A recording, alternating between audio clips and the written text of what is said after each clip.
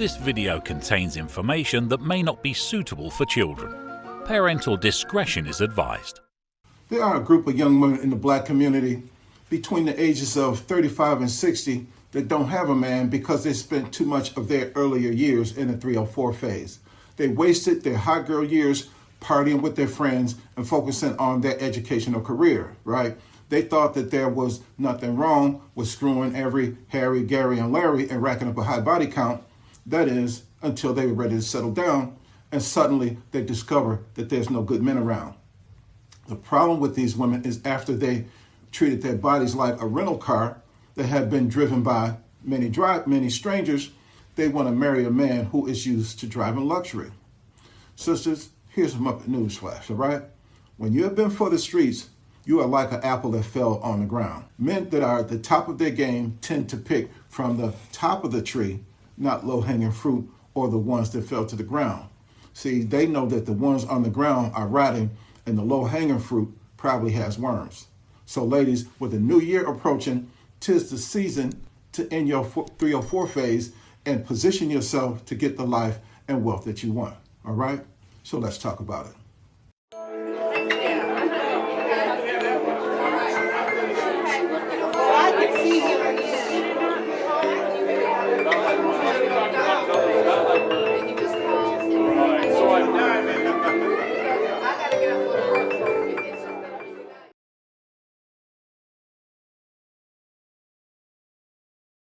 Matthew 5:27 says, "You have heard that it was said by them of old time that you shall not commit adultery." Well, brothers and sisters, we have been taught by religious leaders that adultery is wrong, but we were never told why it's wrong. See, we know that God issued a commandment against adultery, but most of us don't know why. See, you can believe that adultery is wrong, but you will never be able to understand fully why it's wrong unless you know what that word actually means. The word adultery means polluted. When you use the word adulterated in a sentence, you are talking about rendering something to be poorer in quality by adding another substance to it. See, adultery is not just limited to a wife having sex with a man that's not her husband.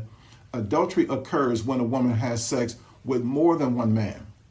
See, women's bodies become adulterated when they have the sperm and other chemicals from several men's bodies absorbed into their bodies. Therefore, they become polluted. They have taken on a lot of men's waste into their bodies because nobody ever taught them the importance of waste management. Ergo, the women with high body counts are polluted. See, their bodies are really, brothers, no better than a sewer system with a poor waste management system. And brothers, having sex with a polluted woman is like sticking your joint in a toilet that's filled to the rim with excrement. What did you say, nigga? 1 Corinthians 6:16 says, "Know ye not that he which is joined to or has sex with a harlot is one body?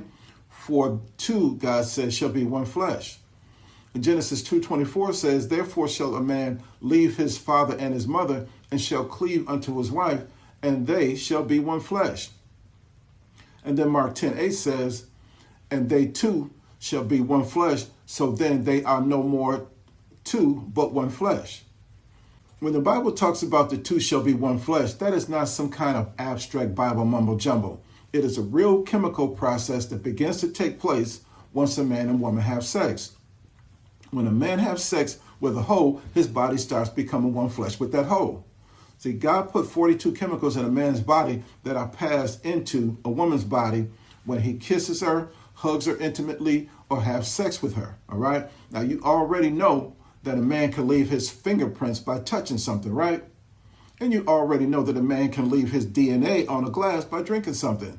Therefore, you must know that a man can leave his life print or his DNA on a woman by touching her intimately or having sex with her body. And using condoms, brothers and sisters, does not prevent this chemical process from taking place, okay? That makes two bodies become one flesh, okay, from the beginning. Now, what happens to a woman's body when she receives the 42 chemicals that God designed to make her become one flesh with one man from 2, 3, or 100 men? Her body gets polluted, right? She becomes adulterated or rendered poorer in quality because all of those men deposited their substance into her. Now, here's a Muppet newsflash, ladies. God is not going to send a good man to a woman who's polluted. All right. And it amazes me that many modern women can throw their hands up for Jesus in church Sunday morning, but then go home and throw their legs up for Harry, Larry, or Jerry Sunday afternoon. Yet they think that God is going to send them a good, godly man. Sisters, if a man is good and godly, God is not going to plague him by sending him to you. Now, it's funny how women can settle for any F-boy or sexual play toy that they can get as they are waiting for God to send them a man. But then once they have racked up a high body count, they begin to get picky, talking about they don't want to settle. Really? Jesus Christ. Sisters, your coochie is just like a used car at this point. It has too many miles on it and has had too many drivers. Therefore, nobody is going to pay a new car price for it. So my advice to the ladies who really want to get married, now that you have been playing merry-go-round, is to settle down if you are ready to settle down. Stop thinking that you deserve a man who is in the top 10 or 20% of men. If you really want to settle down, you have to settle for the man who really wants to marry you. And the best that you can do, sisters, is get a guy who is really going to love you for you. And some women will get upset with this because she wants to still have hope that she can get what she wants. So while the guy who sees enough value in her to want to marry her is on one knee asking her to marry him, she'll be looking behind him to see if Mr. Top 20 is coming. These women seem to believe that they will have never-ending options, all right? And what that is until they start approaching 50 and growing tired of being alone. And once they realize that their options are down to just one or two, then they begin to change their tune. I heard Carly Simon sing a lament about this in her song, The Right Thing to Do, where she said, "It used to be for a while that the river," talking about a river of men, "ran to my door, making me just a little free, but now the river doesn't seem to stop here anymore." Sisters, the women who were feminists back in the 90s are not feminists anymore, okay? They are of the age now where they will take whatever they can get and they will marry whoever wants to marry them. They don't talk about settling after they hit the wall. These ladies lower their lofty standards and settle down because they don't want to be alone. Now, the average modern woman that is in her late 20s to early 40s have gotten caught up in the pump and dump cycle to the point where they have come to the conclusion that all men are little more than worthless, all right? Now, this has happened because they made the choice to ride the Baloney Pony Express, getting flued out and delivering coochie all over the country. And a lot of these ladies are angry now because they are ready to settle down and none of the men who they wants them. See, their biological clock is ticking louder and the lack of desirable men checking for them is fueling their anger. And this should be a lesson to you young women, all right? If you get off the cock carousel early, you will find a man who will love you madly and who will want to make you the wife that God created you to be. You may think that you don't want that now, but you will once you get older and it'll be too late. See, most men will be able to just look at you and tell that you have been married go down, letting yourself get passed around for too long. See, they may still have sex with you, but they won't want to marry you. Jesus Christ. Brothers, don't let your sweet, innocent little daughter ride the merry-go-round at the amusement park, or she might grow up to become merry-go-round. The up and down of the carousel might subconsciously lead her to like riding the cock carousel or the baloney pony. Now, you do know what they say about women and horses, right?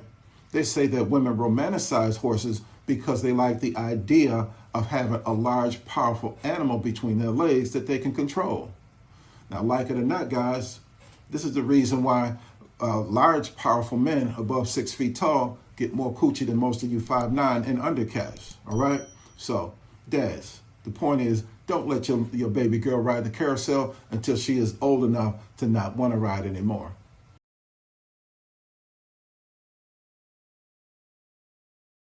Leviticus 8:18 says that the nakedness of your father's wife you shall not uncover.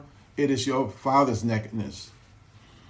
When a man and a woman are married, it's only an illusion that they have two separate bodies. They are in reality one body. When she is uncovered, then he is uncovered. When his wife is naked, he is naked. All right? Therefore, his job is not just to protect her, but to keep her covered physically and spiritually. The problem with too many modern women is they don't have a man, which makes them uncovered spiritually. Ergo, they believe that it's okay for them to walk around half naked or to be uncovered physically. And my mother used to tell my sisters, men believe that whatever a woman is willing to show, she's willing to share. So if you don't like being treated like a piece of meat, sisters, then present yourself as a work of art. When you are a work of art, men will be willing to pay a high price to get you. And this is the reason why the Mona Lisa is worth $170 million. And that's because that is the price that men are willing to pay to acquire her. Men have been telling black women to cover their ass for nearly 4 decades, but women have gotten to the place where they see no problem with literally showing their ass in public. And ladies, in that situation, a man's natural instinct is to fuck you rather than cover and protect you. He will get all of the sex that he wants you, then pump and dump you. And why? It's because he understands that if you are willing to show your ass in public, you have probably shared a lot of your ass with a lot of the public. And sisters, if you want to attract men with money, you have to carry yourself in public with virtue and modesty. See, virtue and modesty are characteristics of feminine women that always attract men with money, because virtue and modesty have the power to produce wealth for men who are married. You see, every marriage was designed by God to be a power couple, all right? Because combining their power gives them a type of superpower. When a man and woman gets married, their union is supposed to create or produce something different, but necessary for human survival or advancement. If you take water, for example, it's comprised of the union of hydrogen and oxygen. Now, hydrogen is hydrogen and oxygen is oxygen. They are what they are and fully capable of being what they are standing alone, right? However, when you mix 2 parts of hydrogen with 1 part of oxygen, it creates or produces water. Now, water covers 3/4 of the globe and is needed by the entire globe, right? But the union of a man and a woman in perfect balance is needed by the entire world also. And water covers about 71% of the Earth's surface, and the union of a man and a woman has the potential to impact about 70% of the world. See, brothers and sisters, there are 7 billion people on the earth that need fresh water. A person cannot go much more than 3 days without water before their vital organs begin to shut down. And similarly, when the world is deprived of the metaphoric fresh water produced by married couples, the vitality of the world's population begins to diminish. See, the loss of vitality causes broken families, it causes homelessness, fatherlessness, and child poverty. If a couple's union is in perfect balance and they can manage to reach just 3% of the world's population, they will have an impact on 210 million lives. And even if they only reach 1% of that 200 million, they will have affected 2.1 million people. And that one union alone can reduce the incidence of divorce, fatherlessness, homelessness, and child poverty significantly.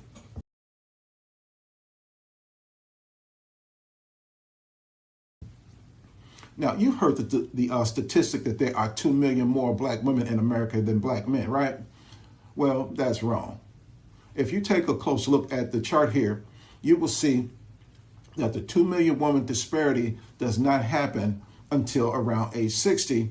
And that is because most black men at that age are dead by then, all right? And most women and most men are not checking too hard for women over 60. And you can also see this being validated on this chart that highlights who does the most cheating.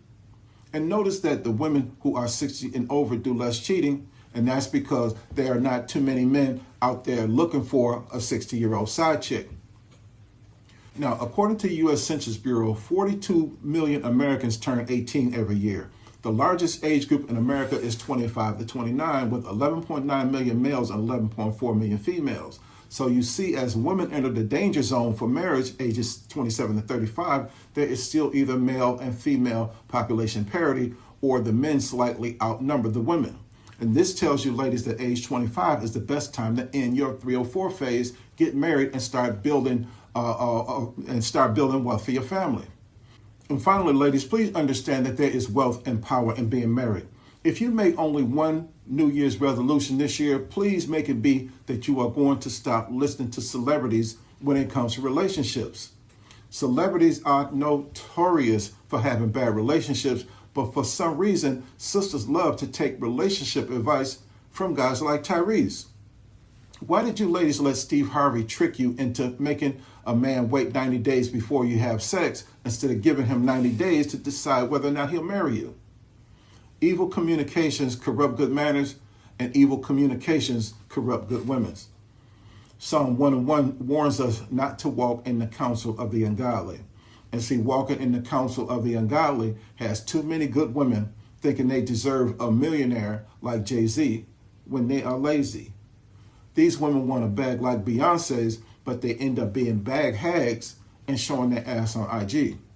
Corrupt communications has them walking in the way of sinners, but sisters, you can repent and end your 304 phase. Then you'll be able to find a good man to build wealth with and create your own Beyonce level of luxury that will drive others to envy. Well, that's all I have for now. Don't forget to subscribe to this channel, share this video with your family and friends, and I'll be back with something new that nobody told you. Until then, remember that God loves you, I love you, and there's nothing you can do about it. And I'll see you next time on Maximizing Fatherhood.